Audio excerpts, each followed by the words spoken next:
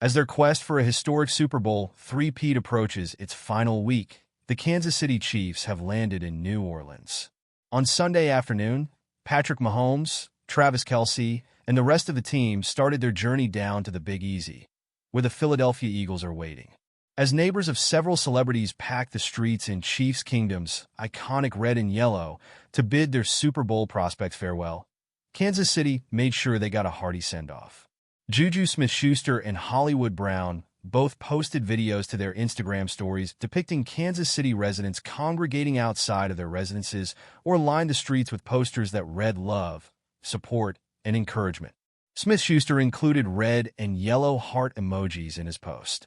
The Chiefs will be hoping that their supporters will continue to support them in New Orleans, where a delectable football festival is scheduled for February 9th. At Caesars Superdome, Kansas City will play the Eagles in a repeat of Super Bowl 57. Philadelphia sees it as an opportunity for retribution, while the Chiefs see it as a historic chance to complete an unheard-of Super Bowl three-peat. As they disembarked from their airplane in the Crescent City at approximately 5 p.m. Eastern Time on Sunday night, Mahomes and company appeared to be in a state of trance. Andy Reid, the head coach, went down the airplane steps first, followed closely by his wife Tammy, who was wearing all red to show her support. With the words "Boss" printed across the front of his own Super Bowl 59 sweater, quarterback Mahomes was right behind, appearing focused. The tight end Kelce also wore a commemorative cap as a respect to the big game. Known for his sense of style, Kelce wore a mustard-colored sweatsuit to keep his appearance relaxed for the trip. As girlfriend Taylor Swift gets ready to attend the Grammy Awards in Los Angeles on Sunday, Kelce headed to New Orleans with his colleagues. The Chiefs players then climbed onto the 6 coaches that were waiting on the tarmac to take them to their hotel in the heart of the city, which is situated between the Warehouse Arts District and the most well-known neighborhood. The New Orleans Marriott on Canal Street will host the Chiefs. The 4-star hotel boasts views of the Mississippi River and is just a short stroll from Jackson Square, a national landmark that is home to the city's cathedral and the well-known Café du Monde. Among the magnificent amenities at the luxurious hotel, the stars of Chiefs Kingdom will be treated to a state-of-the-art gym and a heated rooftop pool as an escape from the bustle of Canal Street. The hotel also has a number of dining options, such as the Canal Street Burger Bar, 55 Fahrenheit, which offers light nibbles and handcrafted cocktails, and 555 Restaurant, which serves award-winning gumbo along with other classic New Orleans fare. If such options don't appeal to the players, there are plenty of other places to eat in New Orleans, as the aromas of Cajun and Creole food fill the air in the center of the Big Easy. As the Eagles plan their retaliation, the Hilton New Orleans Riverside will serve as their home base in the future. Across the street from Manning Sports Bar, which bears the name of the renowned quarterback Archie Manning of the New Orleans Saints, is the 4-star hotel situated on the banks of the River Bend in the Crescent City. Earlier on Sunday afternoon, Nick Sirianni's squad arrived at the Carnival City.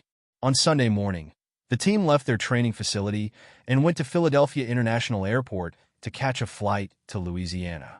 The Eagles' insignia was displayed on a flag that read "Go Birds," with the letter "Go" spelled in a fake French fashion, as is customary in the state, and the pilots of their aircraft opened a window on the ground as they touched down sometime in the middle of the afternoon. Before playing at the Superdome on Sunday, both teams now have a week to get used to the Big Easy, which is known for its exciting nightlife and soul-stirring jazz. Previously known as Super Bowl Media Day, the event is now more appropriately referred to as Super Bowl Opening Night. This term accurately describes what has essentially evolved into a show driven by a variety of unconventional international entertainment outlets competing for the right to pose frequently trivial questions to the biggest stars. Andy Reid of the Chiefs, who as of Monday night was taking part in his 6th of these since he was the Eagles' coach in 2005, is the best example of how these pranks proceed. With 9 visits, only former New England coach Bill Belichick surpasses that. Reid has made an attempt to roll with the wackiness and display the enormous sense of humor he usually keeps in check in each of the 4 prior Chiefs teams he has been a member of. However, that is very different from being careless. Reid made a provocative argument last week on the difficulty of acting appropriately in front of what has been approximately 6,000 accredited outlets from more than 24 countries in recent years. He remarked, You know what's kind of neat about that is that people come from all over the world. Now, a few of the inquiries are a little strange. At that time, a coach who doesn't let anything happen on the field emphasized that Brad G., the team's vice president of football communications, and his staff will also prepare the Chiefs players. What matters is how you respond to those crazy questions, Reed stated. For those who are curious, it might be a joke, but what you say is what you say. You must therefore use caution in how you portray it and yourself. For the second time in 3 seasons, Travis Kelce and the Kansas City Chiefs will try to defeat Jalen Hurts and the Philadelphia Eagles in the Super Bowl. After resting their starters in Week 18, the Chiefs earned a bye week in the playoffs and finished with a 15-2 record, capping off another outstanding regular season. The Chiefs defeated the Houston Texans in the divisional round of the wild card round. In the end, the Chiefs secured a spot in their 5th Super Bowl in 6 seasons by defeating Josh Allen and the Buffalo Bills in the AFC Championship game. Kelce and the Chiefs flew into New Orleans, Louisiana, on Sunday in preparation for the big game. Both teams participated in Super Bowl opening night on Monday at Caesars Superdome, where they faced the media for the first time. On a golf cart, Kelce and Patrick Mahomes were spotted making their way to the stadium. You can also see the tight end laughingly rocking the trolley. But when he arrived, fans saw a significant change in Kelce's weight. These admirers took to social media to share their opinions, claiming that Kelce, who is listed as 6 feet 5 inches and 250 pounds, looks to have shed a few pounds.